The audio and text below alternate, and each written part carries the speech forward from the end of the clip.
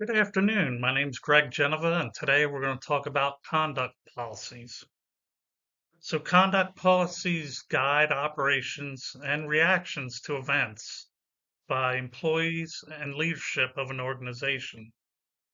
Now, this occurs throughout credentialing management, data handling, incident response, onboarding of employees, and then what's expected on the outboarding process.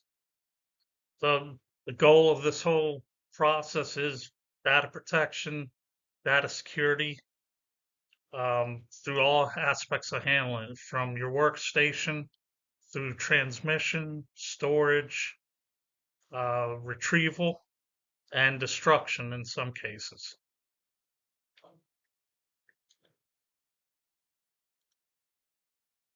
So these policies, there's different ones that basically provide the foundation and the framework. I talked about acceptable use policies last week. You have code of conduct, social media. We all know we've seen real life stories every day of how people get hemmed up professionally and on the military side by things that they put on social media. Um, the use of personally owned devices in the workplace and the clean desk policy. So, because of the brief timeline that we have to discuss this, I'm going to use a real life example that happened to me as a supervisor with a soldier bringing a personal device into the workspace. And during my last deployment in Africa, we worked in an area that was had sensitive data. So like we had, as soon as you enter the building, you have to put anything that emits electronic signals, phones, smartwatches, iPods, your earbuds, any of that, has a storage location as soon as you walk in the building. And from there on, there is no personal devices that are allowed. We have a quarter deck, which is basically charge of quarters, where there's somebody that mans that table, that area 24 hours a day, 7 days a week. And that's where, after hours, if a soldier needs help, if there's an issue, if command needs to get a hold of somebody, they go through that person. So within that area is a computer system, which is tied to our network within that building, which once again, it's a sensitive area, sensitive data. My soldier decided to forget about all his training and he had an overnight shift and brought his phone in there. The power got low on his phone and uh, the Patrick Star example here, he plugged his phone into the computer at that quarterdeck station, which of course there's a pretty robust monitoring of our system in that building. So the IT department and the automated detection system caught it very quick, shut down the computer, isolated his device. They traced the IP and came downstairs to see him sitting there with it.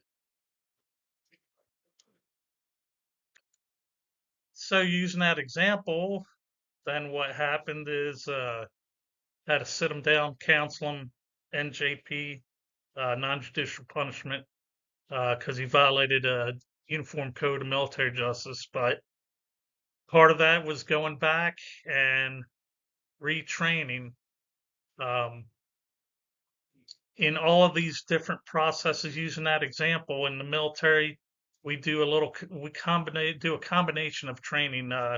There is online training modules that we have to go through, which talk about all the different aspects of behavioral, personal conduct, dealing of sensitive data, using military computers, and then also how, based on your position as a soldier and if you're in a leadership position, how you use social media and what your expectation is of your behavior on social media.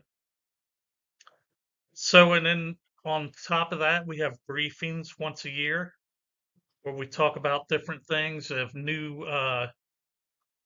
new processes come out or new rules come out of what's expected of us, we go over that.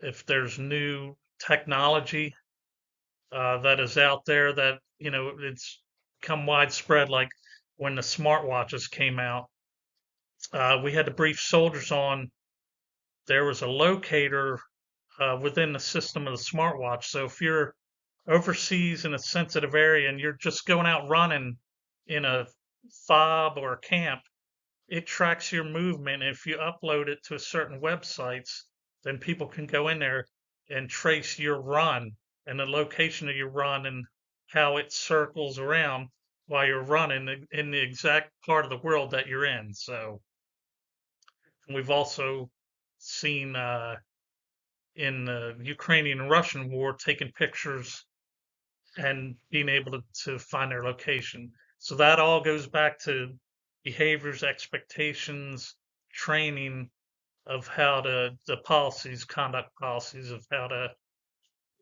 utilize and execute uh, data handling while you're in an organization.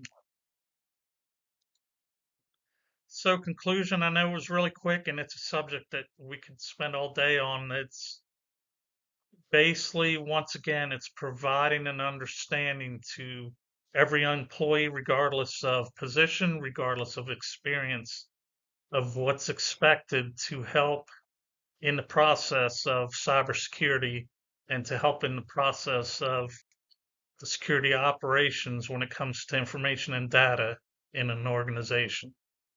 Thank you.